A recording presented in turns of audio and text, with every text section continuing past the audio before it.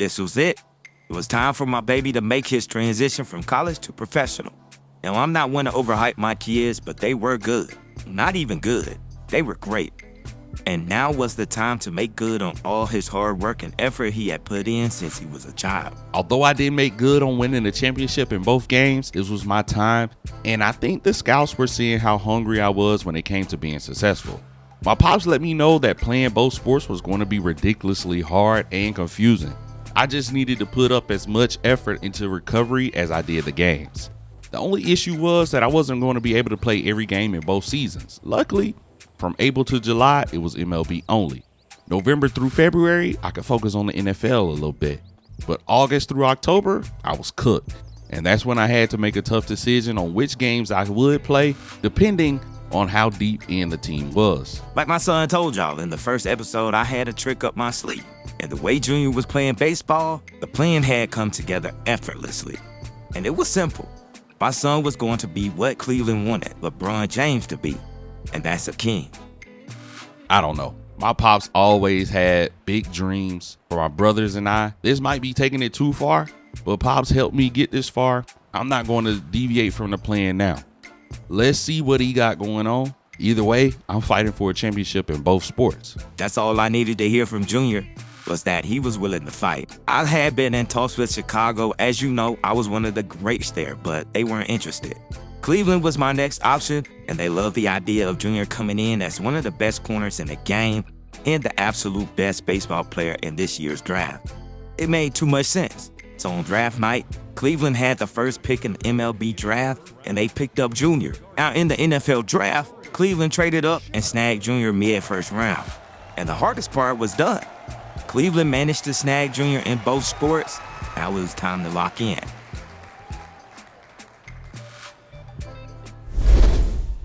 I'm rich. There's no other way to say it. All my hard work paid off, and it was time to have some fun before I clocked in for both jobs. Imagine, I'm making huge money from the MLB, a nice little check from the NFL. The world is mine.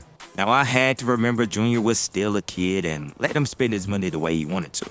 I had to loosen up and let him make some mistakes while also making sure he did his job and didn't get too distracted. Yeah, the money was crazy. From the endorsements to his paycheck, there was a lot of money being passed around. But I didn't think he was really seeing how much money he was going to spend just in recovery alone.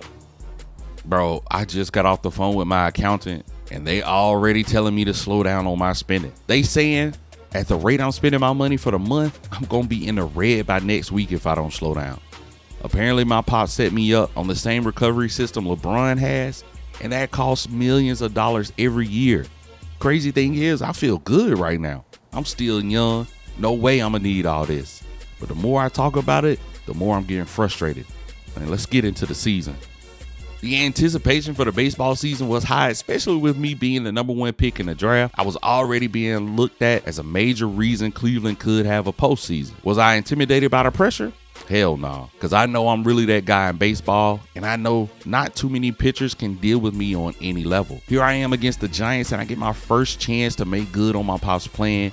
Pitcher is throwing unorthodox as hell, but I wait on it, smash it. I thought my first hit was going to be a homer, which would have been crazy, but it bounces off the wall for a double, and that was a big moment for me.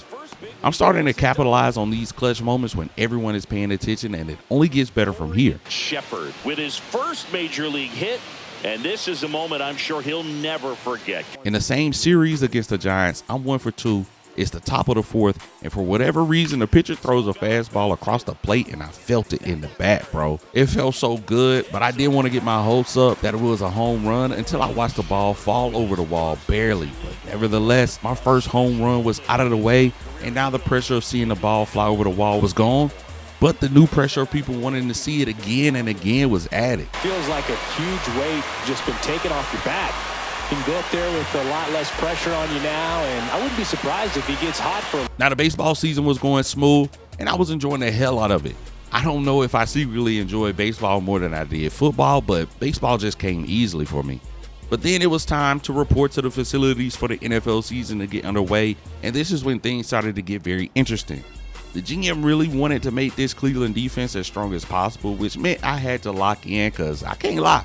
On the defensive side, it was looking scary for the opposing team, but it was looking scarier for me and the trust this team had in me. Giving up an easy route to the receiver. Oh, but it gets much worse. We managed to get them to a 2nd and 24. I'm just backpedaling, not even noticing that the receiver was in my zone. I turn my hips way too late and give up a touchdown and the lead in the second. But I had time to really look at my mistakes and wake the hell up. We're back up 3 in this game, and the Cowboys are taking a shot downfield with 20 seconds left, and I'm using my baseball talents to climb the ladder to get to the ball. I turn around, try to make a move, breaking a tackle, but I do go down a couple of yards later. Nevertheless, I secured my first interception of my career in my first game in the pros. I felt amazing, but that feeling almost instantly went away as I get beat by CeeDee Lamb over the top. But thankfully, my pops taught me how to knock a helmet or two off, and I break up the blown assignment. Fourth quarter, we're up 16-7. Dak is trying me again. This time I follow the assignment all the way through, rise up for the pick, but my guy Delpit comes and swats the ball down, and I'm sick. But it's okay, because from the 1-yard line, Dallas thought it would be smart to put the ball in the air, and before Delpit could bat this one down, I'm snagging it damn near out of his hands, and before I could even think about returning it, I'm taken down by a Dallas tight end and Delpit. Like, what the fuck is going on, bro? I know I'm a rookie, but you could just tell me to relax. It is what it is, though, because I'm not here to make friends. I just want to win. 20 seconds left in the game, and it's easy pickings. This time, I really want to take one back, and I thought I had a lane, but it ran out quickly. Might as well move Dak to defense, because that's all he knew how to play today.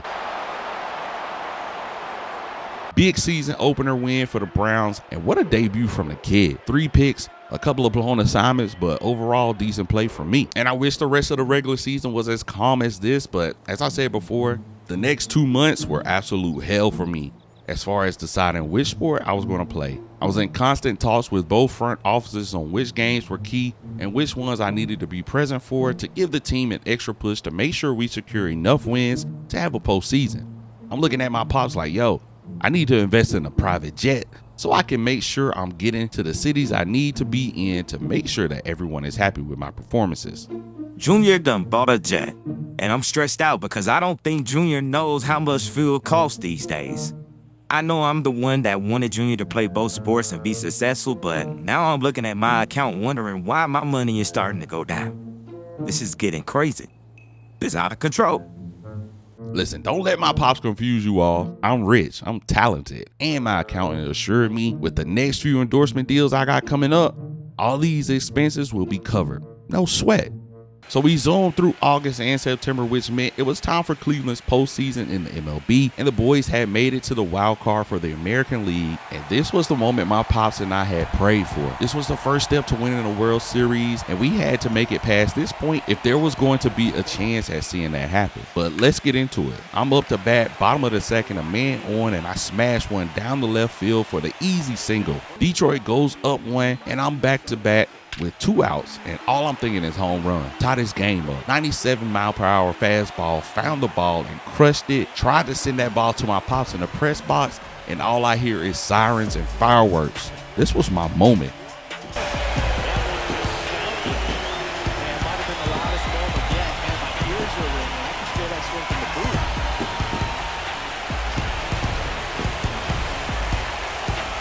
They say lightning doesn't strike twice, but I couldn't believe my eyes when I saw another fastball come my way, this time high in the box, crushed it again.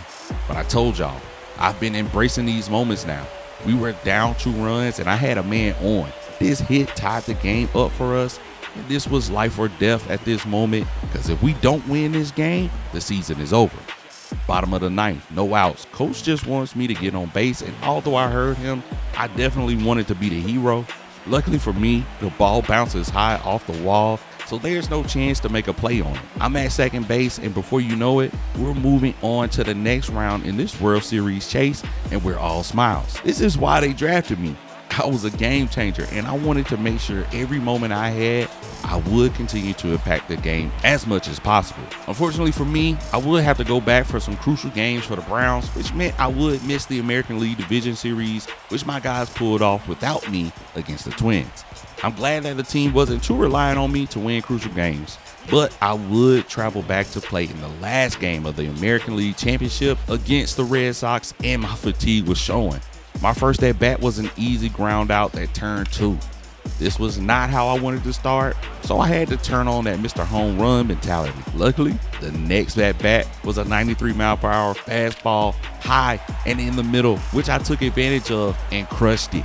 With 2 men on, our 1-2 deficit turned into a 4-2 lead at the bottom of the third. 2 innings later, I got a man on, 1 out. No way they sent another fastball across the plate like I wasn't going to kill that one too. And sure enough, the guys win this game with a major contribution from me. They honestly would have won this game without me because they were already leading the series 3-1.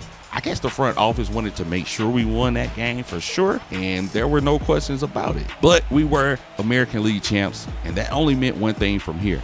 The guys were going to have to play some of the greatest games of baseball next series, because that next series was it. It didn't go as planned in game 1 against the Dodgers for the World Series. It was a tough game, only losing by 1 run. Games like this makes me wish I could be there for the guys, but I had other obligations with the NFL going on. Game 2, the guys would bounce back and take one, tying the series up 1-1. I couldn't do anything but smile and be happy for the team. And the back and forth would continue as the Dodgers would win, then we would win, until it was time to decide who would be the World Series champ, and that's where I come in. Bottom of the second, it doesn't seem as if my presence was a game changer because we're down 4 runs, but I put the ball in a gap for a base hit, hopefully doing something for the team's morale. We put up 1 run, and I'm in the outfield, and there are no outs. I hear the crack of the bat, had to track the ball down, made my way to the warning track, and I was ready to crash for the out. Luckily, the ball shortened up and I made the easy one. But this next at bat is what dreams are made of. Grand slam opportunity. He sends the fastball low for the first pitch, and that was the biggest mistake of the night from the Dodgers as they gift wrapped that grand slam for me, putting us up 1 run. Still a lot of game left to play though.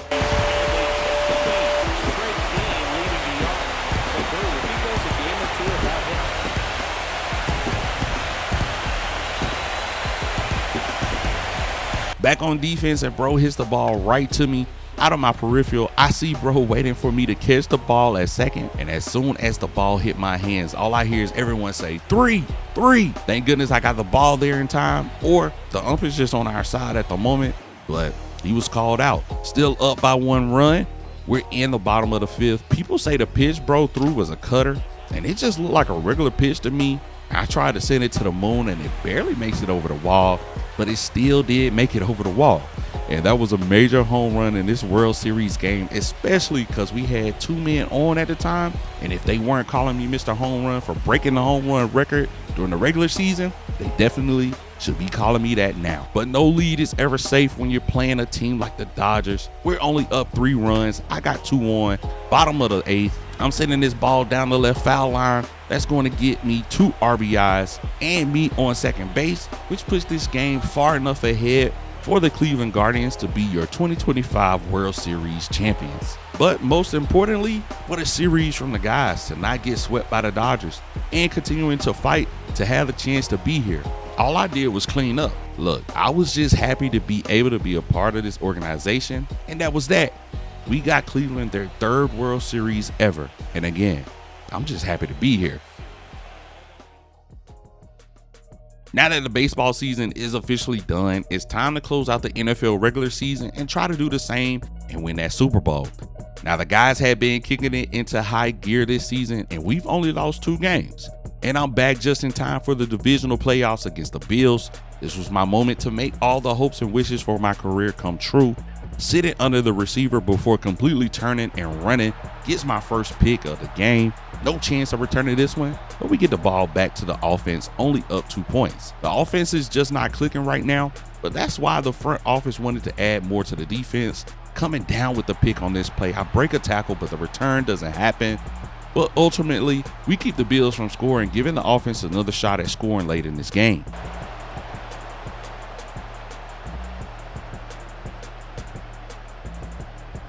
A minute 20 left in this game, and all the offense has come up with is a field goal. Can't lie, I got a little confused by the routes, but my speed helps me recover for the pass deflection because the Bills are threatening to score and make this game something. And boy, was it nothing. Winning this first round 5-0, You can see what the front office was thinking drafting me, and I'm just trying to make good on the investment. AFC Championship game against arguably the best team in the NFL when it comes to postseason games, and that's the Kansas City Chiefs. So many threats on the offensive side of the ball, we really needed to lock in for this one. From the 18-yard line, we've already given up too much. 3rd and 4, the middle of the field is wide open, and that's a touchdown to someone coach has been telling us for weeks to keep a special eye on, and we sold. But the offense is on one today because we knew we wouldn't be able to stop Kansas all the time. It's 9-21, and we give up an absolute bomb over the top, and now it's 16-21, and we leave it in the offense's hand to make up for our mistakes. But it was an even trade from last game when the offense couldn't score at all, and they put up some points on the board. And with the last second throw, I'm playing 2 in my zone, and I put the Chiefs' dreams of making it to another Super Bowl to bed, coming up with a clutch pick, and there it was. The Cleveland Browns were headed to the Super Bowl game. No big contribution from me, but I was in the right place at the right time, and that was more than enough. And this was the moment my pops had been dreaming of since I was born, according to him. And this was the moment I had been waiting for ever since I got drafted. Ever since I was told I was off the Colorado team. Ever since they told me my career was over.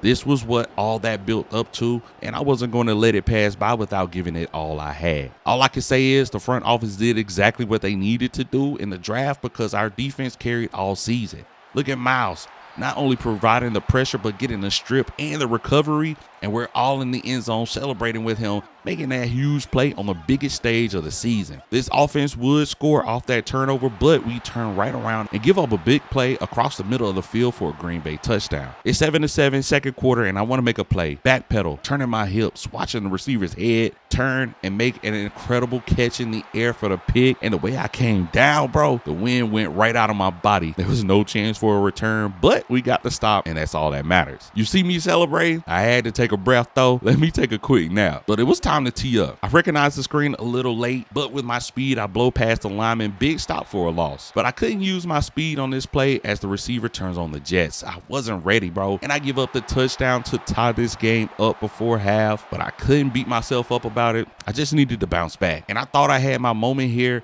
on the field goal attempt. Before we went into the locker room, Green Bay actually missed the field goal. I caught it, tried to return it, but I took the wrong path. I should have went to the left. And that was the half. But coming back, it got worse. We're playing man, and I fell for the play action, leaving my man wide open for the easy touchdown. And I felt like a complete idiot for these mistakes I was making in the Super Bowl. We're only up 3 points, and this is make or break time. Fighting off the blocks, pursuing the ball, I get a nice stop on first down. But the very next play, bro, I'm just not locked in. Thought I could rely on my speed and I get exposed over the top, giving Green Bay the lead late in the fourth. And if we lose at this point, it's totally my fault. But the offense would score, giving Green Bay 1 minute to work with. I'm not getting beat again, bro. Swear. And I'm playing like 3 guys in my zone. I see the ball fly up, and just like in baseball, I go up with one hand like I'm still in a home run, but instead I'm still in this Super Bowl from Green Bay. Y'all can't tell me I don't do this for real. Big time turnover. Although I gave up 2 touchdowns, this was the one that mattered the most, and it was for game. The Cleveland Browns were the 2025 Super Bowl champions. And just like with the World Series, I didn't contribute much, but I did do enough to make sure we secured the win. What a crazy ride that season was. And I'm now a part of a small crowd that has ever won a championship in 2 sports. Not only that, but I played both of them at the same time. I'm not the greatest to ever do it like Deon, but they would have to talk about me for years to come until someone else did it, if someone else could do it. But I owe everything to my pops and my team, because while I was missing, they were still getting things done. Now, there was no way I could realistically play both sports for the rest of my career, and I would have to make a tough decision to either drop football or drop baseball. And in the end, I decided to drop football. But that's my story, and I'll catch y'all next time when y'all hear about my other brothers who did some pretty cool things. But I'll catch y'all then.